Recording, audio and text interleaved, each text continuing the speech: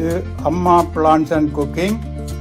முதல் முறையாக பார்ப்பவர்கள் தயவுசெய்து சப்ஸ்கிரைப் பண்ணி போட்டு பாருங்கள். மற்றும் சப்ஸ்கிரைப் பண்ணி இதுவரை பார்த்து கொண்டிருக்கிற நேயர்கள் எல்லோருக்கும் நன்றி. இன்று ஜெர்மனியில் உள்ள விவசாய நிலங்களை சுற்றி பார்க்க போகின்றோம். எனது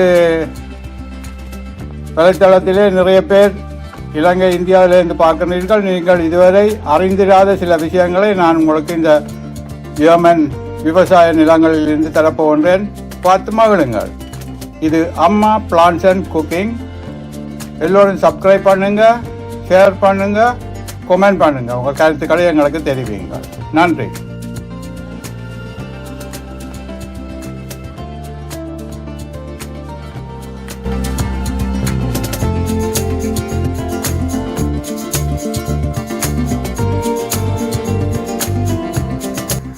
இது ஒரு பாரிய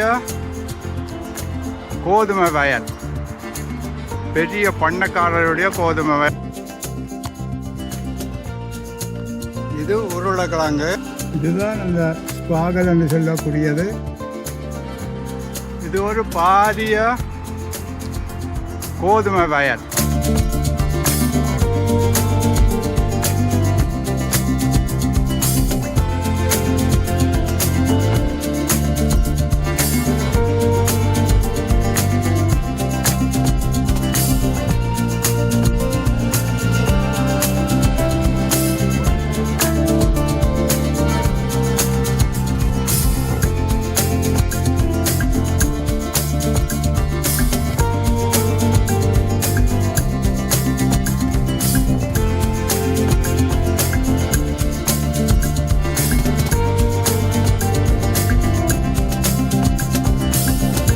நீங்கள் பார்த்தது சோளம்.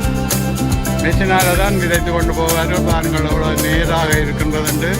இந்த மாதிரி தான் இங்கே சோளம் பயிரிடுவார்கள். இப்பொழுது பயிரிட்டு முளைத்து விட்டது. இன்னொன்று நாங்கள் பார்ப்போம், இந்த நாட்டு தோட்டத்தில் எங்கள நாடுகளில் இல்லாத ஒரு விஷயம். இது சீனிக்கிழங்கு. பாருங்கள், இதிலிருந்து தான் இங்கே சீனி எடுக்கிறார்கள். எங்கள் நாட்டில் கரும்பில் எடுப்பது போல இங்கே இந்த பயிரிலிருந்து தான் இதில் ஒரு பெரிய கிழங்கு வரும். ஒரு கிழங்கு 1 கிலோவிலிருந்து 4-3 கிலோ அளவுக்கு கூட விளையிற அளவுக்கு இருக்கும்.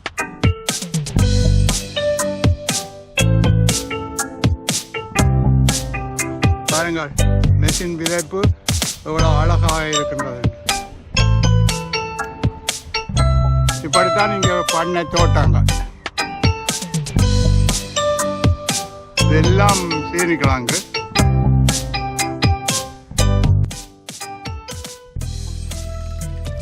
இதுதான் அந்த ஸ்பாகல் என்று சொல்லக்கூடியது.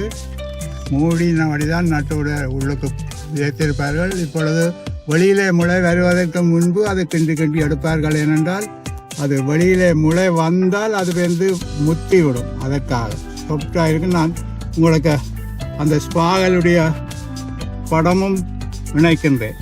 நீங்கள் பார்த்துக்கொள்ளுங்கள். தெரியாத விஷயங்களை தான் உங்களுக்கு நான் இங்கே உள்ள ஜெர்மன் தோட்டங்களில் உள்ள விஷயங்களை உங்களுக்கு காண்பிக்கின்றேன்.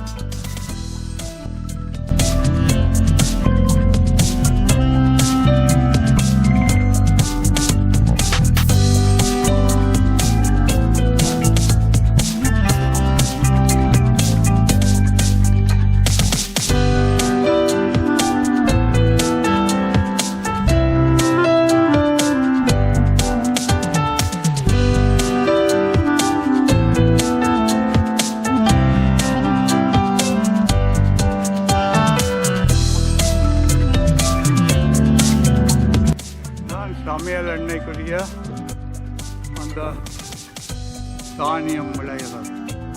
மஞ்சள் பூவா முந்தி பூ தெரிந்தது பாருங்கள். ஒரு பூக்களம் இருக்குது. அதுக்குள்ளே பயர் மாதிரி சின்ன சின்னதாக காய் வந்துருக்கு. அதில் இருந்து நடுவில் கடுகை விட கொஞ்சம் பெரிய தானியம் இருக்கும்.